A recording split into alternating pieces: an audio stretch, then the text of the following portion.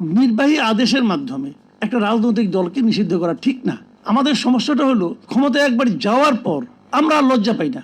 বিএনপির যিনি প্রধান আছেন তারেক রহমান, উনি টাইম ম্যাগাজিনকে ইন্টারভিউ দিতে যে বলছেন যে আমরা কোনো রাজনৈতিক দলকে নিষিদ্ধ করার পক্ষে না। রোহিত করলেই যে খারাপ হয়ে গেল আমি কিন্তু তা মনে করি না। হয়তো চেঞ্জ করে অন্য কিছু করবে, আবার যেটা সংশোধন করবে সেটাও হতে পারে। যেগুলো হুবহু পাস করছে সেগুলো নিয়ে আমার আপত্তি থাকতে পারে যে ওগুলি কি ঠিক ছিল। আমি যদি সবগুলি হুবহু পাস চাই তাহলে আমাকে মেনে নিতে হবে যে অন্তর্বর্তীকালীন সরকার যা করেছে সব ঠিকঠাক করেছে। আমি তো সেটা মনে করি না।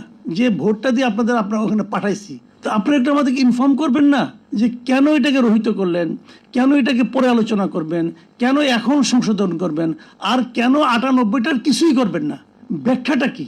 বলবেন যে এখানে সময় নাই। ঠিক আছে, আপনারা তো নিজেরা আলোচনা করেছেন, আলোচনা করে আমাদের লিখিতভাবে দিয়ে দেন অথবা প্রকাশ করেন অথবা কোনো একটা ওয়েবসাইটে বলেন যেগুলি সংশোধনও আকার দিবে। তার মধ্যে একটা হলো ওই যে জিনিসটা নাকি আওয়ামী লীগকে নিষিদ্ধ করা, ওটা কি সংশোধন করছে? আমরা তখনই বলেছিলাম যে একটা নির্বাহী আদেশের মাধ্যমে একটা রাজনৈতিক দলকে নিষিদ্ধ করা ঠিক না। এটা বিএনপিও বলছে। বিএনপির যিনি প্রধান আছেন তারেক রহমান, উনি টাইম ম্যাগাজিনকে ইন্টারভিউ দিতে যে বলছেন যে আমরা কোনো রাজনৈতিক দলকে নিষিদ্ধ করার পক্ষে না।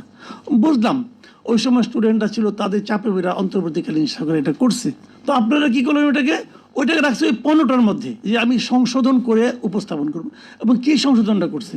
সংশোধনটা হলো এটা যে আগে বিচার চলাকালীন আওয়ামী লীগ কোনো পলিটিক্যাল অ্যাক্টিভিটিস করতে পারবে না। এই আমলে এসে ওনারা বলছে যে করতে তো পারবে না, কিন্তু যদি করে তা শাস্তিটা কি হবে?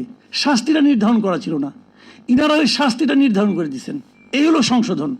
আগে হলো কি যে হাত পা বেঁধে নিয়ে আসো, আর এখন হলো হাত পা বেঁধে মারতে মারতে নিয়ে আসো।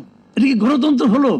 আমি এটাকে গণতন্ত্র ভাই মনে করি না। আমাদের সমস্যাটা হলো ক্ষমতায় একবার যাওয়ার পর আমরা আর লজ্জা পাই না। আমরা কি কথা বলেছিলাম সেটা ভুলে যাই। ভুলতে আমাদের এক মুহূর্ত সময় লাগে না। এই বিএনপি তাদের 31 দফায় বলেছে, আপনারা যদি পারেন পড়বেন 31 দফা 21 নম্বর দফাটা।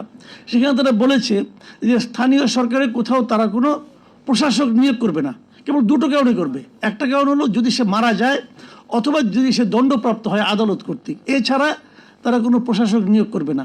এই কথাটা আমাদেরকে ভোটের আগে আরেকবার মনে করাই দিছে।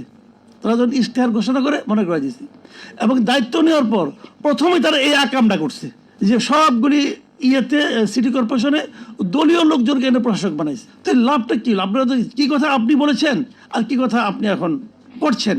আগেরটা কি মুখ দিয়ে বলেন নাই, অন্য কোনো জায়গাতে বলছেন। এখন যদি আপনি সিদ্ধান্ত নেন যে আমি লজ্জা পাবো না, পৃথিবীর কোনো শক্তি নাই আপনাকে লজ্জা দেয়। তারেক রহমান সাহেবকে দেখে আমার মনে হয়েছিল যে উনি বোধহয় কিছুটা বাইরের থেকে আসছেন, হয়তো এখানে যারা আছে ওনার যারা সঙ্গে দলের যারা আছেন এদেরকে হয়তো উনি প্রভাবিত করতে পারবেন। কিন্তু দেখলাম কি উল্টা, যারা এখানে আছে এরাই ওনাকে প্রভাবিত করতেছে।